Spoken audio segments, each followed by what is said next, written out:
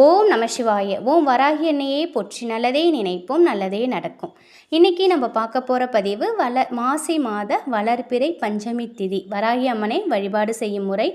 இப்படி நம்ம வழிபாடு செஞ்சோம் அப்படின்னா நிச்சயமாக வராத பணம் கூட நம் வீடு தேடி வரும். ஐஸ்வர்யமும் அளவில்லாமல் நமக்கு கொட்டும். இது என்னங்கிறத இந்த பதிவில் பார்க்க போகிறோம். கூப்பிட்ட குரலுக்கு உடனே ஓடி வந்து உதவி செய்யக்கூடிய தாயின்னு பார்த்திங்கன்னா அவங்க வாராகி அம்மன்.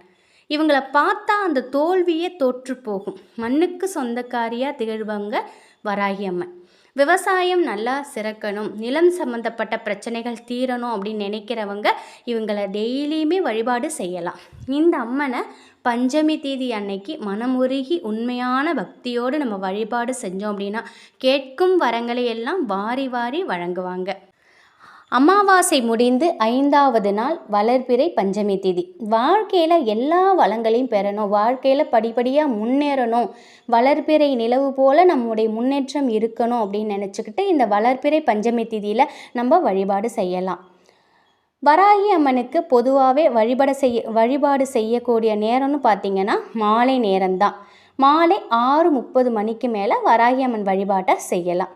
காலையில் நம்ம ஒரு முறை குளிச்சிருந்தாலுமே மாலையில் ஒரு முறை குளித்து சுத்தபத்தமாக நீங்கள் பூஜை அறையில் வராகி அம்மனோட திருவுருவ படம் இருந்தால் அதை தொடச்சிட்டு சந்தன குங்குமம் போட்டு வைங்க. சிகப்பு நிற பூக்களை நீங்கள் சூட்டலாம். வராகி அம்மனோட படம் இல்லை அப்படின்னாக்கா மஞ்சத்தூளில் பன்னீர் விட்டு பிசைஞ்சு அதை மஞ்சள் பிள்ளையார் போலவே பிடிச்சி வராகி தேவியாக நம்ம நினைக்கலாம்.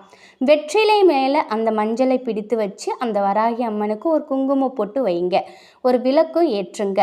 வராகி அம்மனுக்கு மண்ணில் விளையக்கூடிய, அதாவது மண்ணுக்கு அடியில் விளையக்கூடிய சக்கரவள்ளி கிழங்கு, மரவள்ளி கிழங்குலாம் நெய்வேத்தியமாக வைக்கலாம்.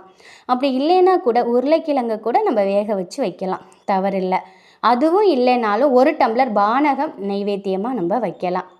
ஒரு சின்ன தட்டில் கொஞ்சமாக வெட்டி வேறு, 3 1 ரூபா நாணயம் இதை வைங்க. வராகி அம்மாவுக்கு முன்னாடி நீங்கள் உட்காந்து ஜெய் வராகி தாயே நமக அப்படிங்கிற மந்திரத்தை 27 முறை நீங்கள் சொல்லுங்கள். அதுக்கப்புறம் கற்பூர ஆரத்தி காட்டுங்க. கொஞ்ச நேரம் பூஜை அறையிலேயே உட்காந்து உங்களுக்கு இருக்கக்கூடிய கஷ்டங்கள் எதுவாயினும், பண கஷ்டம், மன கஷ்டம், வீடு சம்மந்தப்பட்ட பிரச்சனை, நோய் நொடி சம்மந்தப்பட்ட பிரச்சனை, பிள்ளைகள் நல்லா படிக்கணுமா, அதில் ஏதாவது பிரச்சனையா, இப்படி அனைத்து பிரச்சனைகளையும் அவங்களோட பாதத்தில் நீங்கள் வைங்க.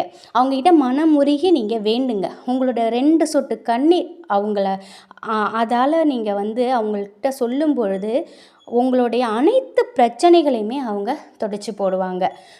உங்களுக்கு இருக்கக்கூடிய அனைத்து கஷ்டங்களையும் பக்கத்தில் யார்கிட்ட நீங்கள் பகிர்ந்துக்கிறீங்களோ இல்லையோ, ஆனால் வராகி அம்மன்ட்ட சொல்லும் பொழுது நிச்சயமாக உங்களுடைய வேண்டுதல்கள் கேட்கப்படும். இப்படி எல்லாத்தையும் செஞ்சு முடித்ததுக்கப்புறம் உங்களுடைய வேண்டுதல்கள் பூஜை எல்லாம் நிறைவு பெற்றதும் நீங்கள் பிரசாதத்தை நெய்வேத்தியம் பண்ணிவிட்டு நீங்கள் சாப்பிட்டு பக்கத்தில் பிள்ளைங்கள்லாம் இருந்தாங்க அப்படின்னாக்கா கொடுக்கலாம். பூஜை அறையில் வச்சுருக்கீங்க இல்லையா காசு, அதை எடுத்து பீரோவில் வச்சுடுங்க. 3 நாள் கழித்து ஏதாவது நீங்கள் செலவு பண்ணிக்கலாம். வெட்டி வேறு இருக்கு இல்லையா, அதை தண்ணீரில் போட்டு வச்சு நைட் ஃபுல்லாக தண்ணியில் ஊறட்டும். அடுத்தது எடுத்து நீங்கள் அடுத்த நாள் நீங்கள் குடிக்கலாம். இது உடலுக்கு ரொம்ப குளிர்ச்சி தரும்.